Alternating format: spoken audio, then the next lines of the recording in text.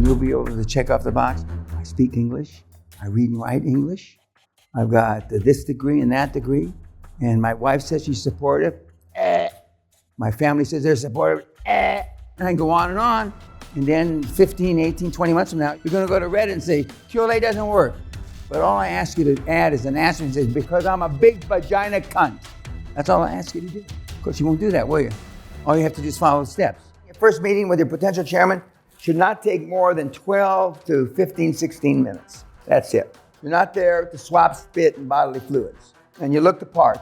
Remember, you have 2 times to make a first impression. When he sees you walking in the door, and then when you open your big fucking mouth. Most of you will get past what you look like, myself included, because, my alligator mouth overloaded my hummingbird ass more times than I've got white hair in my head. Rank and fucking yank. Jack Welch. It works like a charm. You all rank each other because he's right. People will give you, softies will give you a high score because but when everybody, all 25 people in here aren't softies, and at least 2/3 to 3/4 are gonna rank you where you belong, on the bottom. It's a great system, but it's certainly not the model to follow if you want to be liked. Because even though their contemporaries, their colleagues are firing them, they blame it on you because you instituted the ranking. But it works like a fucking charm.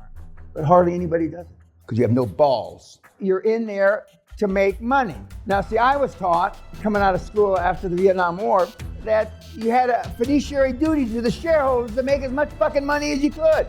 I'm gonna say that's slow for you dipshits. And the rank and yank is still legal. The good old days, which I realize we're not in the good old days. You're not gonna increase productivity. And when you own 40 or 50% of a public company, you'll know how I felt. And when you see people waste shit, and I said, are you familiar with Pontius Pilate? Yeah. I'm washing my hands.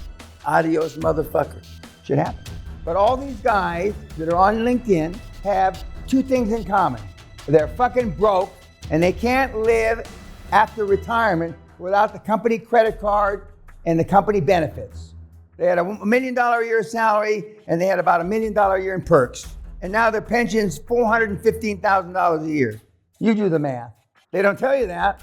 When you look at their profiles in LinkedIn, I'm interested in charity, and they're broke. Now, I don't suggest you say that. In fact, you shouldn't say that. That's why they settle for 2, 3, 4, 5%. I wouldn't watch my dogs jack off for that 2%. And you'd sell your sister for 2%. But we're in different economic stratas, kids. But there was never a time I'd settle for 2%, never. I could start over today to give you all my money. And before my 80th birthday, I'd be worth $100 million. That's 17 months from now. No doubt in my military or civilian mind, none. That's the difference. If you don't follow the steps, you're fucked. So what is your pay price to action? I've done all kinds of shit. I fought the mafia. I'm not suggesting you do any of that, but you got to decide. You've got to decide. Some of you, when you leave here, you're just going to be, well, I checked that box. That's not for me. Go on your merry way. God bless you. At least you don't have to go to any more seminars. You don't have to listen to any more podcasts. No more books, magazines, that kind of shit. So he said, we came up with the idea, and I said, I like to take credit for it, but I'm probably Napoleon Hill. And he said, personal development. You can't measure it. That's what we're going to call this new industry. And that's how it was done. And you all look like personal development chumps. You can't measure it. The only part of personal development that you can measure if you're fat and you lose weight, because you don't hold anybody accountable, and the systems don't hold you accountable. I always sounded cocky, braggadocious. Because I come across loud, they think I'm mad. Now, you don't want to see me mad. And if they don't talk, now some of these guys are bigger introverts than you. He who talks first loses. And I know sometimes that 10 or 20 seconds seems like eternity when nobody's saying anything. Don't lie. And I was part of a presentation because you can listen to Zoom calls and not be part of Zoom calls. I'm sure you know that. The kid's screen was blank. And he bullshitted the bank, and the bank bought it. Oh, my screen's out. What are these, fucking idiots? Yes, they're fucking idiots. Absence of evidence is not evidence of absence. Most of you have lived quite lives of desperation because you're afraid to stand up and say, that's wrong. You've lived your life by giving tacit approval. I'm emphatic about certain things because I don't want you to be misled. I've got a whole section on the website, this seminar is not for you. But the next time you start to, are you okay? Why are you saying that? And the next time the words come out of your mouth, I'm working on it. I hope you bite your tongue. High performance people take action and they figure it out later. Money talks and bullshit walks.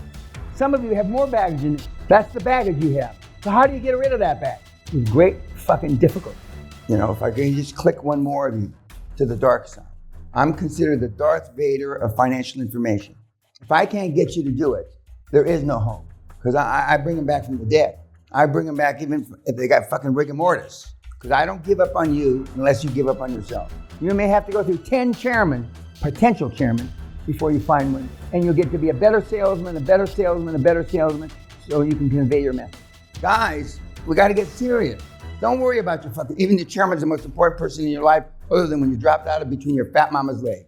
You're not going to get to the chairman until you get your head screwed on straight, unless you really want it. And then if you do have a board or a board meeting, they're going to throw you out like, you know, I use tampon.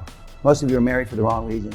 Most of you have had kids for the wrong reason. There's a question I asked, you know, were you on purpose or by accident? Most of you in this room are by accident, by your own admission. And your older brother was by accident, and your younger sister was by accident, by your own admission. And when I ask you in the paperwork, what's the highest accomplishment, or highest high performance thing that your parents ever did? 0. What's the highest performance thing you ever did? 0. What's the highest performance thing your siblings ever did? 0. Well, 0, 0, and 0, even in the new math, means 0. So that's where we're starting for most of you, the basis of the knowledge, because you haven't done shit. If this is the highest performance thing you've ever done in your life, you're fucked.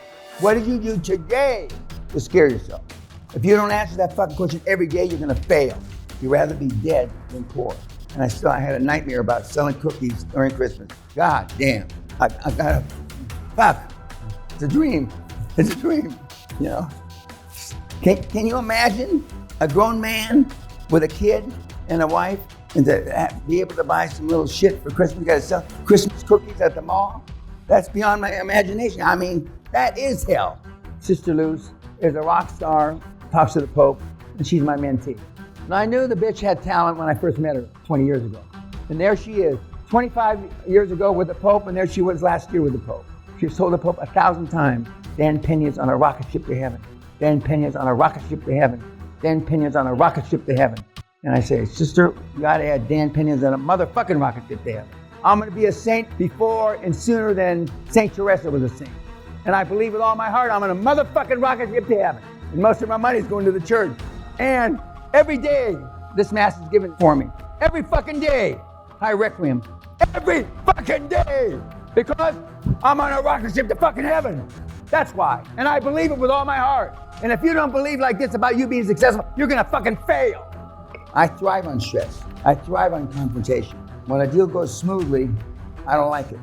You know why? Because I know I left something on the table. From fist fights down to fuck you, you know you got a tight deal when your accountants fight the other accountants fist fight. That's when you know you've squeezed the fuck out of them. Same with lawyers. And Trump's gonna do away with inheritance tax. If that happens, I can't imagine Trump and all these guys, no inheritance tax. Are you shitting me? Even Richie the prime minister here is talking about the conservatives to win the election, the labor doesn't stomp them, is talking about doing away with inheritance tax. Do you realize how far that has come since they invoked the first income tax in the world in 1907 in America? No fucking inheritance tax. For me, it's 50%. You don't have enough money to worry about it. I'll leave on that positive note, you two. Go fuck yourself. Adios, motherfuckers.